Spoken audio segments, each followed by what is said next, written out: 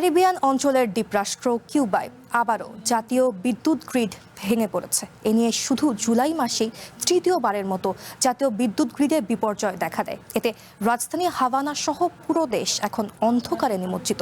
আমেরিকার চাপিয়ে দেওয়া কঠোর জ্বালানি অবরোধের কারণে পুরোপুরি অচল হয়ে পড়েছে কিউবার বিদ্যুৎ অবকাঠামো। বিদ্যুৎ না থাকায় ব্যাহত হচ্ছে ব্যবসা বাণিজ্য, নষ্ট হচ্ছে সাধারণ মানুষের খাবার এবং দেখা দিয়েছে তীব্র পানির সংকট।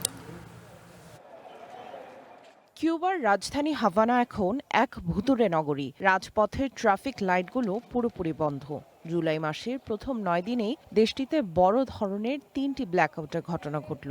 দেশটির সরকার জানিয়েছে যে তাদের জাতীয় বিদ্যুৎ গ্রিড সম্পূর্ণ বিচ্ছিন্ন হয়ে পড়েছে। মূলত কিউবার প্রধান বিদ্যুৎ উৎপাদন কেন্দ্র ফেলটন থার্মো ইলেকট্রিক প্ল্যান্টের একটি ইউনিট হঠাৎ বন্ধ হয়ে এই বিপর্যয় ঘটে।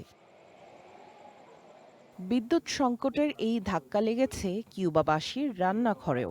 ঘন্টার পর ঘন্টা বিদ্যুৎ না থাকায় ফ্রিজে থাকা খাবার নষ্ট হচ্ছে। একই সাথে দেখা দিয়েছে সুপেয় পানির তীব্র সংকট। অনেকেই এই পরিস্থিতিকে কিউবার ইতিহাসের অন্যতম বড় মানবিক সংকট বলে আখ্যা দিচ্ছেন।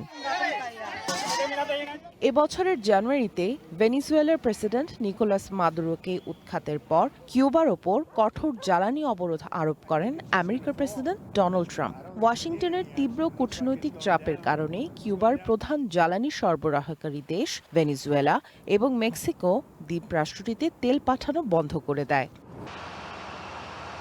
জ্বালানির অভাবে কিউবার জরাজীর্ণ বিদ্যুৎ কেন্দ্রগুলো এখন মৃতপ্রায়।